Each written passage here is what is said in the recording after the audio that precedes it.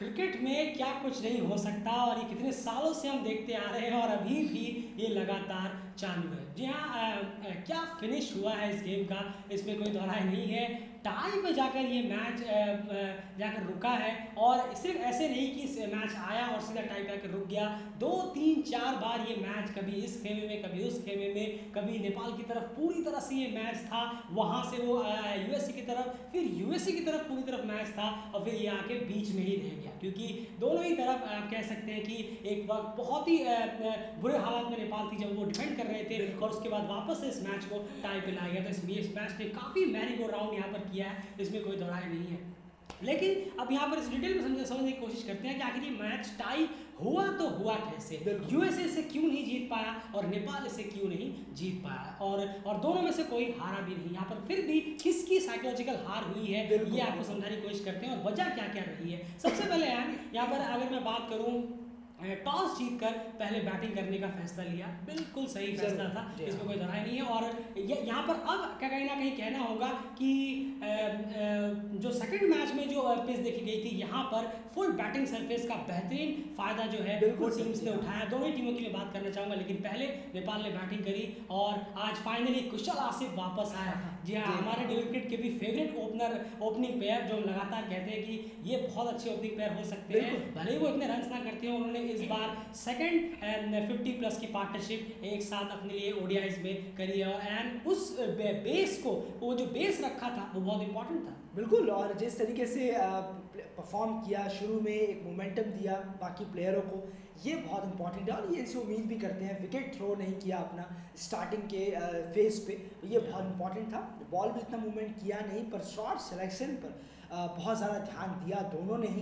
अब बखूबी पहले विकेट के लिए 50 अप की पार्टनरशिप भी हुई, ये बहुत अच्छी बात है। जिस तरह की पिच है आप उसके हिसाब से खेले, बॉल आई, आपने रन भी बनाए, रन भागे भी, सिंगल डबल भी लिए, बाउंड्रीज भी मारी, तो बहुत अच्छा शुरू का जो फेज था इन दोनों का वो बहुत ही अच्छा रहा है। बिल्कुल, इसमें कोई दोहराई नहीं है। लेकिन अब यहाँ पर एक सबसे बड़ा ब्लंडर हुआ। जी हाँ, यही थोड़ी सी दिक्कत हो जाती है कि कुशल मंडल के साथ यही दिक्कत रहती है कि वो एक छोटी सी इनिंग को बड़े में तब्दील करने में कहीं ना कहीं चूकते हुए नजर आते हैं। बिल्कुल सही, बहुत अच्छा मौका था इस पिच पे और जिस तरह की सिचुएशंस थी, 50 रन पर 0 विकेट था टीम का, वहाँ पर आप अच्छी खासी बैटिंग कर रहे हैं और आपने एक खराब शॉट खेलकर ज़बरदस्ती आप खराब शॉट खेलकर अपना विकेट गंवाते हुए नजर आए। उस बॉल में ऐसा कुछ भी नहीं था, वो सीधी स्टंप टू स्टंप थी, इसीलिए उसका रिवॉर्ड जो है वो शायद ऋषभ पटेल ने बोल्ड मारा था, बिल्कुल मिला था। तो ये कहीं ना कहीं खराब शॉट की वजह से अपना विकेट गंवा दिया। उसके बाद देव खन्ना वहाँ पर आए और देव खन्ना ने जिस तरह से प्रॉमिसिंग जो परफॉर्मेंस दिखाई है अपने कुछ टाइम से, और उसे यहाँ पर उनसे यही उम्मीद थी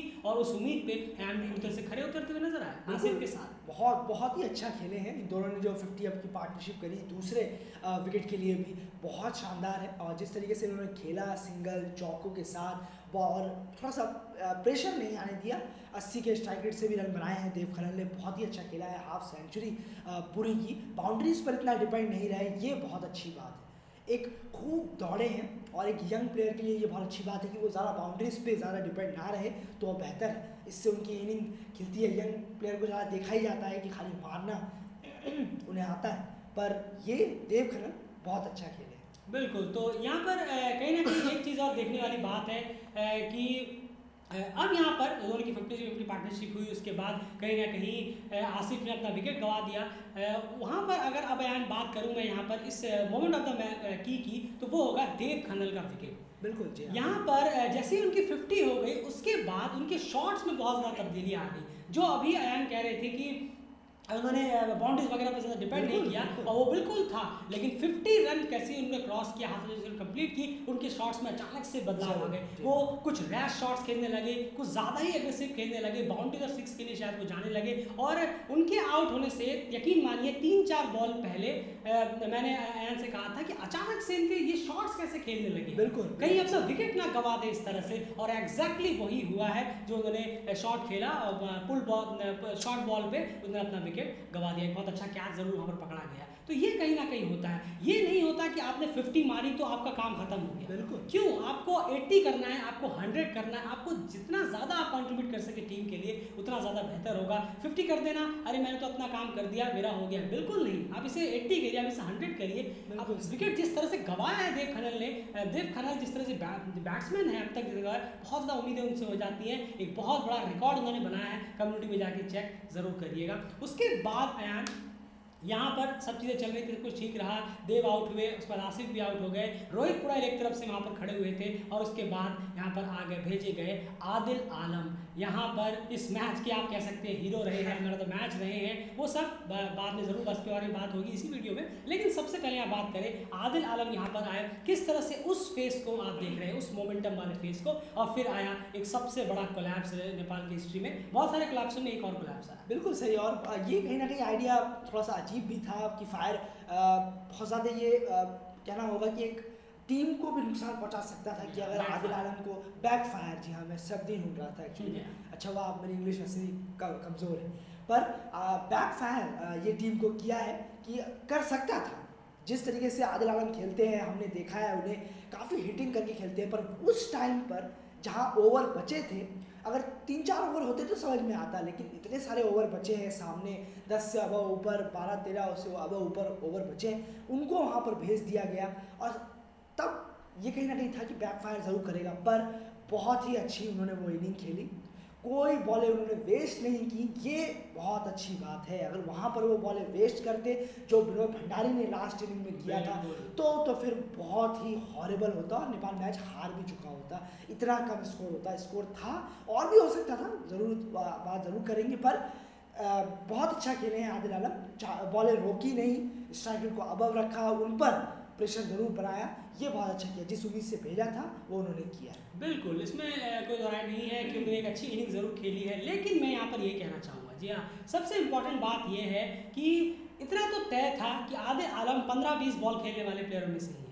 मतलब इसका मतलब ये नहीं कि वो लंबी नहीं खेलते, 15-20 बॉलों से मेरा मतलब है 15-20 बॉलें वो खेलेंगे, तेज तर्रार 30-35-40 रन मारेंगे और एक बहुत बेहतर फिनिश करते हुए नजर आएंगे। इस तरह के, जैसे हम कहते हैं कि वो T20 में ज़्यादा इस तरह के गेम वो खेल सकते हैं जो टी में खेला भी है। लेकिन यहाँ पर बचे थे अभी भी आपके पास 14 करीब ओवर, 36 ओवर करीब आसपास हुए थे, 14 ओवर बचे थे और एक्सपेक्टेड था कि वो 15-20 बॉलें ही मोस्टली खेलेंगे। 24 बॉलें उन्होंने खेली, 24 ओवर को आउट हुए, यानी 23 बॉलें उन्होंने खेली। यही बॉल्स वो बाद में भी खेल सकते थे।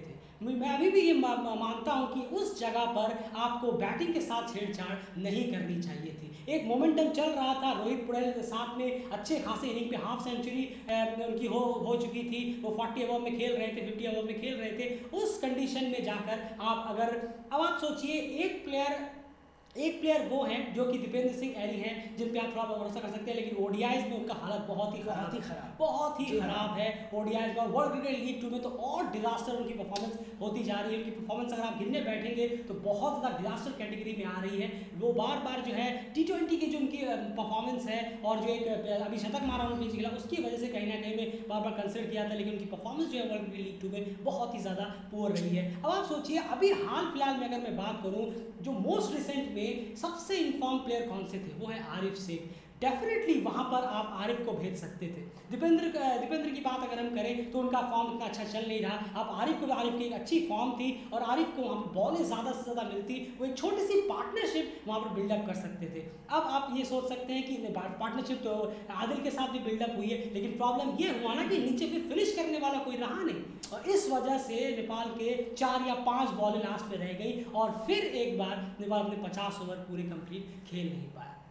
यही हुआ है प्रैक्टिस गेम्स में, यही हुआ पहले मैच में और यही कहीं पर होता हुआ नजर आया दूसरे मैच में भी। अभी तक 50 ओवर कंप्लीट नहीं हुए, इसलिए मैं भी मानता हूं कि वहां पर आरिफ शेख को भेजा सकता था आदिल की जगह। उसके बाद आप आदिल आलम को भेज सकते थे। जितने कम ओवर्स होते वो उतने ज़्यादा डेंजरस होकर नजर आते, तो ये बहुत अच्छी चीज़ होती। लेकिन ओवरऑल मैं यहाँ पर आदिल आलम को दोष नहीं दूंगा, यहाँ पर जाहिर सी बात है कैप्टन को दोष दूंगा, जिनका भी फैसला था कि उन्हें आप ऊपर भेज के उन्होंने रन तो जरूर कर दिए, लेकिन आप उसमें ये भूल गए कि क्या हमारे पास कोई ऐसा फिनिशर है जो हमें 50वें ओवर की लाइन को क्रॉस कर देगा। बिल्कुल नहीं। आप ये सोच के देखिए, अगर वो 4 बॉलें एन खेली होती नेपाल ने, उसमें अगर 5-6 रन भी आ जाते, आज ये टाई नहीं होता, ये मैच जीत होता। थोड़ा सोच के देखिएगा, जोश में लोग चकाचौंध में लोग जो छोटी छोटी चीजें हैं ना वो भूल जाते हैं। बस उसी लिए ये एनालिसिस आप सुन रहे हैं ताकि हम आपके सामने वो प्रेजेंट करें। 275 रन एन बनाने थे यहाँ पर यूएसए की टीम को बॉलिंग की आयान यहाँ पर थोड़ी सी दाद जरूर यूएसए की देनी होगी। फुल बैटिंग सरफेस पे भी जिस तरह से उन्होंने वापसी करी है, इसमें कोई दौरान नहीं है। मोनांग पटेल को क्रेडिट जाएगा।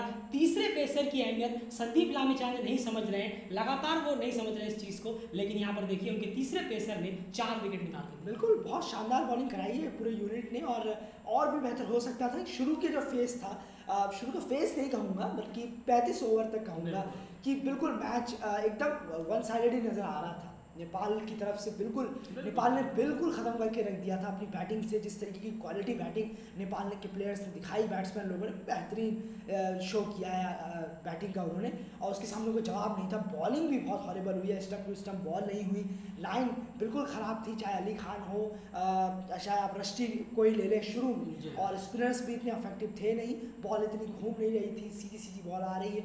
और पर जब वापसी हुई, जब सौरभ नेत्रवलकर ने अपने कीपर को भी आगे बुलाया, वो उनका प्लान आउटस्टैंडिंग था। उससे देव खन्ना, रोहित पुड़ैल बंद गए थे बहुत बुरी तरीके से पिच पर बाद में उन्होंने रन जरूर निकाले, पर वो सौरभ का आइडिया बहुत अच्छा था। ओवरऑल बॉलिंग लास्ट में जब जाते तब बहुत बेहतर हुई। अगर ये बॉलिंग पहले हो जाती तो इतना स्कोर भी नहीं बनता। बिल्कुल, इसमें कोई दोहराई नहीं है। अब यहाँ पर बात आ जाती है 275 चेस करने के लिए यूएसए के लिए और नेपाल के लिए डिफेंड करने के लिए। अब यहाँ पर सबसे बड़ा फैक्टर एंड यही हो जाता है कि सोमपाल काम की अगर हम बात करें, यहाँ पर आए स्टीवन टेलर और सुशांत मोदानी, जैसे कि लगातार ओपनिंग करते हुए नजर आते हैं। सुशांत मोदानी जिन्होंने अभी लेटेस्ट ही सेंचुरी मारी थी, और यहाँ पर अगर बात करें तो बहुत ही अर्ली उन्हें विकेट मिल गया। यहाँ सोमपाल काम की अगर बात करें, कॉटन बोल्ड उन्होंने सुशांत मोदानी को किया, और मेरे ख्याल से 25 से 26 रन थे टीम के तब उस वक्त। मैं खुद नींद में था, मुझे पता नहीं 26 थे या शायद 27 थे, खैर 27 या 25 रन पे एक विकेट वहाँ पर गिरता हुआ नजर आया। उसके बाद स्टीवन टेलर और मोनांग पटेल की मैं बात करूँ, एंड वन डाउन की देखिए, यहीं पर आप देखिए एंड वन डाउन की अहमियत कितनी ज़्यादा होती है। मोनांग पटेल वन डाउन आते हैं और टॉप 5 यूएसए के लिए हाईएस्ट ओडीआई पार्टनरशिप जो आज तक हुई है उसमें से 4 में मोनांग पटेल का हाथ। जी हाँ, बिल्कुल। अब मैं यहाँ पर क्लियरली आपको वापस से देव पे लेके जाऊंगा। आप देखिए कि देव खन्ना ने किस तरह से अपना विकेट थ्रो कर दिया, आपको नहीं करना था। आप देखिए मोनांग पटेल को वो अपने 50s को 100 में कन्वर्ट कर रहे हैं, अपने 50s को 80s में कन्वर्ट कर रहे हैं। तो ये कन्वर्शन रेशियो आपको सीखना होगा बहुत ही जल्द। बहुत मुझे उम्मीद है कि देव सीखेंगे। देव के अंदर जो क्लास नजर आ रहा है, देव बहुत ही टॉप परफेक्ट ओडीआई बैट्समैन नजर आते हैं, जैसे कि हमें रोहित पुड़ैल नजर आए हैं, आसिफ के अंदर वो क्वालिटी नजर आती है। तो यार इस फेस को आप कैसे देखते हैं? स्टीवन टेलर और मोनांग पटेल ने जो किया, 200 रन की पार्टनरशिप हुई है, second highest ODI partnership USA के लिए। बिल्कुल, बहुत ही आउटस्टैंडिंग खेले हैं, और स्टीवन टेलर जिनसे उम्मीद भी थी नेपाल के खिलाफ, वो चले भी थे लास्ट राउंड में। तो बहुत प्लेयर बहुत ज़बरदस्त है। मोनांग पटेल जिस तरीके से उन्होंने इनिंग खेली है, स्ट्राइक रेट को बढ़ा कर रखा, ये सबसे इंपॉर्टेंट होता है कि आप स्ट्राइक रेट को ज़रूर मेंटेन करके रखिए। जब आप चेस कर रहे हैं तो ये और ज़्यादा बढ़ जाता है, ताकि आपके ऊपर रन रेट ना चढ़े। जब तक ये थे, इजी ऑन था मैच। दोनों ने बहुत ही अच्छी इनिंग खेली है, सेंचुरी मारी है स्टीवन टेलर ने, और मोनांग पटेल ने भी। वो लॉन्ग इनिंग खूब खेलते हैं, ये तो मानना पड़ेगा। खैर बहुत लंबी इनिंग खेलते हैं। सूटेबल वन डाउन जिसे कहते हैं, एग्जैक्टली वो है। बहुत ही ज़बरदस्त है, और कप्तानी में भी बहुत निखार उनके आ रहा है और आता रहेगा।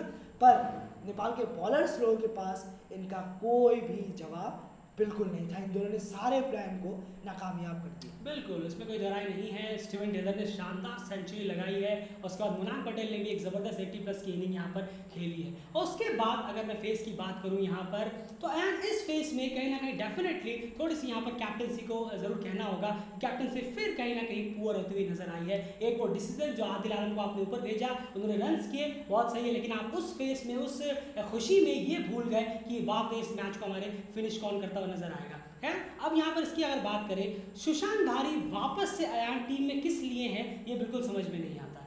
पहले मैच में भी हमें ये रीज़न ढूंढ रहे थे सुशांत भारी को टीम में लिया क्यों जाता है, और आज के मैच में भी वही हाल हुआ है। आपने सिर्फ 3 ओवर सुशांत भारी को दिए हैं। आपने स्टीवन टेलर जो कि लेफ्ट हैंडर है, जब उन्होंने 50 कर ली, हाफ सेंचुरी कर ली, उसके बाद आप सुशांत भारी को लेकर आ रहे हैं उनके सामने, और लेकर आए तो आपने एक स्पेल दिया, थोड़े से अगर रन्स के लिए गए, आपने उन्हें हटा दिया। बॉलर्स रन्स के लिए क्या नहीं जाएंगे? कौन से बॉलर होते हैं? आप दूसरी टीम को देखिए, अली खान शुरू में वो काफी ज्यादा एक्सपेंसिव गए हैं और उन्होंने 10 ओवर कंप्लीट किया। रस्टी थेरॉन उन्होंने 50 ओवर दिए, उनको भी पूरे 10 ओवर मिले, उन्होंने 4 ओवर निकाल के दिए। आप अपने टीम के जो प्योर बॉलर्स है, चाहे वो पेसर हो चाहे स्पिनर हो, कम से कम उन्हें 10 ओवर कंप्लीट तो दीजिए। करण केसी से एक और ओवर कराया जा सकता था बीच में कहीं पर, जहां पर दीपेंद्र सिंह एरी एक्सपेंसिव हो रहे थे। एक ओवर करण केसी का बच गया, जिन्होंने मैडन ओवर डाला है, 9 ओवर 42-43 रन दिए। क्या पता करण केसी अपने एक ओवर में कुछ और रन कम कर सकते थे, वो दीपेंद्र की बजाय अगर आपने तो शायद वहां पे 1-2 रन बच सकते थे और यहाँ पर हो सकता था। छोटी छोटी चीजें जो है वो बड़ी बड़ी चीजों में टीम भूल गई, कप्तान भूल गए और उसका खामियाजा बहुत हुआ। चलिए, आपको सुशांत भारी को नहीं देनी बॉलिंग, या फिर आपको दे रहा है जैसे पता नहीं, क्योंकि मुझे लगता ही है क्योंकि संदीप किसी प्योर स्पिनर को, सेकंड स्पिनर को अपने अंडर में आज तक उन्होंने कभी भी पूरी स्पेल दी नहीं है। पूरी क्या 6-7 ओवर भी शायद उनको एक मैच बॉलिंग कराने को दिया नहीं, पता नहीं क्यों, रीजंस तो समझ भी नहीं आते। संदीप लामिया खुद के 10 ओवर जरूर वहां पर हो गए। करण किसी का 1 ओवर रह गया, वो थोड़ा सा हैरान करने वाला फैसला है। अगर आप नहीं लेना चाहते तो आप किशोर महातो को क्यों नहीं लेते हैं? आप थर्ड पेसर की अहमियत को समझिए। आप दूसरी तरफ देखिए कि रस्टी थेरॉन ने 4 विकेट निकाले उसी ग्राउंड पर, और यहाँ पर तीसरा पेसर पूरी तरह से नदारद है। दोनों ही प्लेइंग 11 में हमने स्वागत ये कहा था कि किशोर महातो को टीम में आप रखिए, और अगर आप रखना चाहते हैं तो सुशांत भारी को भी रखिए, किशोर महातो को भी रखिए। चलिए, आपने उसकी जगह पे आदिल आलम को लिया, लेकिन किशोर महातो, आप सुशांत भारी से बॉलिंग ही नहीं करानी तो फिर आप किशोर महातो को ही लाइए उसे। ये भी तो एक सबसे बड़ा फैसला है। तो ये कहीं ना कहीं छोटा सा ब्लंडर जरूर नजर आता है। उसके बाद जो हुआ है ये मैच में अगर आप देखें तो ये बहुत बार क्रिकेट में हमें देखने को मिला है। यहाँ तक खुद हमारी इंडियन टीम के साथ भी ये हुआ है। कॉमनवेल्थ में जो ऑस्ट्रेलिया के खिलाफ हुआ था, जब एक बॉल में 1 रन चाहिए था और रन आउट किया हरभजन सिंह और युवराज सिंह ने, वो याद पूरी तरह से ताज़ा हो गई। यहाँ पर किस तरह से देख रहे हैं आप इस पूरे फेस को? यूएसए की गलती क्या हुई और नेपाल ने क्या अच्छा किया यहाँ पर, खास करके अब पूरा सेंटर आ जाता है man of the match Adil Alam Ansari. बिल्कुल, बहुत ही ज़्यादा यूएसए की ये हार है, ऑब्वियसली यूएसए की ये हार है। और जिस तरीके से यूएसए जा रहा था, वन साइडेड मैच लग रहा था बिल्कुल, पर वहाँ से इस तरीके का क्रिकेट खेलना, ये बहुत बड़ा एक अजीब सा समझ में आता है कि रना बॉल भी नहीं था एक्चुअली, बॉलें तो ज़्यादा थी, रन कम थे। कहाँ से कहाँ पर मैच आ गया, ये बड़ा अजीब है, बहुत ही ज़्यादा अजीब है यूएसए के लिए। कोई जिस तरीके की बॉलिंग लास्ट के फेज में नेपाल के बॉलर्स ने कराई है, वो बहुत आउटस्टैंडिंग है। लग ही नहीं रहा था कि सामने यूएसए के बैट्समैन खेल रहे हैं। ऐसा लग रहा है कि पता नहीं कौन सी टीम के इतने डिफेंसिव अप्रोच वाले प्लेयर आ गए हैं अचानक। आदिल आलम ने भी लास्ट के 6 रन जो बचाए हैं, जिसमें से एक नो बॉल भी चला गया, तो भी उन्होंने उसको सेव कर लिया। तो ये बहुत अच्छी बात है कि जितने यंग प्लेयर आपके लिए परफॉर्म कर रहे हैं, टीम परफॉर्म कर रही है, तो ये बहुत बढ़िया बात है। यंग प्लेयर परफॉर्म करेंगे तो बहुत लंबा उनका करियर होगा और टीम को भी काफ़ी हेल्प मिलेगी। बिल्कुल, और इस तरह की क्रिटिकल सिचुएशंस में, ऐसे जो सिचुएशंस होते हैं जहाँ पर कुछ बॉलों में कुछ रन चाहिए, 18-20 रन चाहिए 20-25 बॉलों में यहाँ पर, और इस तरह के मोमेंट में क्या होता है कि आप तेज़ी से स्कोर कर दें। यही अप्रोच जो पूरी तरह से यूएसए में नदारद थी, वो डिफेंसिव अप्रोच में चले गए, वो रन ले रहे हैं। ऐसी कुछ खतरनाक बॉलिंग नहीं होने लगी थी कि आप चलिए, आदिल आलम की बॉल में लचीलापन नजर आ रहा था, वो काफी बॉल में जो है वो स्पीड को भी थोड़ा सा खींचने की कोशिश कर रहे थे। लेकिन दूसरी तरफ से दीपेंद्र सिंह एरी का ओवर आया, करण केसी का ओवर आया, संदीप का खुद ओवर आया, वहां पर आप डेफिनेटली, और आदिल पे भी आप आराम से एग्रेसिवनेस की तरफ जा सकते थे। डिफेंसिव अप्रोच अपनाने की वजह से कहीं ना कहीं ये मैच यूएसए ने लूज कर दिया, और उसका पूरा फायदा, जैसी बात है कि अगर आप कुछ गलती करेंगे और सामने वाली टीम उससे बैठी है तो हो नहीं सकता। जबरदस्त तरीके से नेपाल ने उस लास्ट के मोमेंट को ग्रैब किया, और पूरा यहाँ से तारीफ करनी होगी आदिल आलम की। डेफिनेटली जहाँ पर तारीफ किसी प्लेयर की बनती है तो वहाँ बनती है, वहाँ उनसे आप तारीफ को छीन नहीं सकते। बैटिंग ऑर्डर में उन्हें गलत पोजीशन पे भेजने का जो काम है वो कोच और कैप्टन का होगा, लेकिन वहाँ पर आदिल ने अपना काम किया, उन्होंने अपने 36 रन मारे, और यहाँ पर भी क्रूशियल मोमेंट पर उन्होंने 3 विकेट निकाले हैं। तो यहाँ पर कहीं ना कहीं देखना होगा सोमपाल कामी की इंजरी की वजह से उनको भी कहीं ना कहीं बॉलिंग के 5 ओवर के रह गए। डेफिनेटली वहाँ पे भी नेपाल को एक एज हो सकता था, अगर वहाँ पर सोमपाल ओवर कराते, डेफिनेटली कुछ रन्स भी वहाँ पर बच सकते थे। तो ये छोटी मोटी, यहाँ पे मैं कहना चाहूँगा, छोटी मोटी गलतियों की वजह से अब आप ये सोच सकते हैं कि मैच टाई हो गया, बच गया, ये हुआ वो हुआ, बहुत अच्छा हुआ। आदिल आलम की यहाँ बात नहीं हो रही, आदिल आलम प्योर उन्हीं की वजह से ये पूरा मैच बचा है। चाहे बैटिंग की परफॉर्मेंस की बात करें या फिर इस यहाँ पर बात करें, जहाँ पर अगर कोई प्लेयर परफॉर्म करता है, अगर कोई प्लेयर परफॉर्म कर रहा है तो उसकी टीम में जगह हर हाल में बनती है, चाहे वो T20 का प्लेयर हो, चाहे वो ODI का प्लेयर हो, चाहे वो टेस्ट का प्लेयर हो, कोई भी हो। अगर वो परफॉर्म कर रहे हैं टीम में, उनकी वजह से टीम को फायदा हुआ है, तो डेफिनेटली उन्हें हर हाल में आप टीम में जरूर रखिए, चाहे उससे कोई गलत साबित हो जाए या कुछ भी हो जाए। लेकिन यहाँ पर छोटी छोटी कप्तानी में इधर हुए हैं, उसकी वजह से ये मैच आप जीत रहे थे, ये आप कह सकते हैं कि व्हाट अ कमबैक, ये वो ऐसा कुछ नहीं है, क्योंकि आप खुद एक वक्त 243 पे 3 विकेट थे, आप 284 पे माफ कीजिएगा 274 पे ऑल आउट हो गए, 50 ओवर नहीं खेल पाए। उसके बाद आपने किसी तरह से इस मैच को टाई किया, तो ये वापसी नहीं हुई, ये कहीं ना कहीं हेड टैग हार जरूर हुई है। लेकिन उस हार में भी जीत इस बात की है कि एक अच्छे यंग प्लेयर ने इस मैच को जीत के दिखाया, और खास करके बैटिंग में कुछ बहुत अच्छी परफॉर्मेंस निकल कर आई। बिल्कुल, और बहुत शानदार पूरे यंग ब्रिगेड ने किया है ये सब, और इसमें कोई एक्सपीरियंस प्लेयर यहाँ है नहीं, तब यंग प्लेयर ऐसा कर रहे हैं तो बहुत अच्छी बात है। पर मैच को जीतना और होगा, लेकिन यूएसए ने भी ये मैच गंवाया है। 200 पे 226 रन पे उनका एक विकेट था, वहाँ से इतने कम रन, जब आपके रन बॉल भी नहीं चाहिए था आपको, तो ये यूएसए की भी बहुत ज़्यादा हार है कि इतने पास आए लेकिन हम जीत नहीं पाया। वहीं नेपाल ने कमबैक बहुत स्ट्रॉन्ग किया, लास्ट में किया, ये थोड़ा पहले कर लेते तो ये मैच हाथ में होता। बिल्कुल, दोनों ही टीमों ने कमबैक लास्ट में जाकर किया, और खामियाजा ये हुआ कि मैच टाई पे जाकर रुका। लेकिन कहना होगा बहुत ही स्पेशल एफर्ट आदिल आलम की तरफ से, तो कॉन्ग्रेचुलेशन कि आपने बहुत ही बेहतरीन वक्त पर ये परफॉर्मेंस करके दिखाया, और अपनी टीम को चलिए हार ना सही लेकिन टाई पे तो आके रोका है। फिलहाल इस एनालिसिस में इतना ही, बदले डेली क्रिकेट चैनल के साथ। तो ओवरऑल ये बनता है कि मैं भी कहूँगा संदीप की पुअर कैप्टनसी की वजह से ये मैच कहीं ना कहीं, जो टाई नहीं डेफिनेटली नेपाल को जीतना था, वो कहीं ना कहीं रह गया। फिलहाल इस वीडियो में इतना ही, बदले डेली क्रिकेट चैनल के साथ चैनल को सब्सक्राइब जरूर करिए, और लगातार आपको अपडेट्स यहाँ पर मिलती रहेंगी। क्या क्या रिकॉर्ड्स इस मैच में बने हैं, थोड़ी देर में आपको अपडेट मिल जाएगा।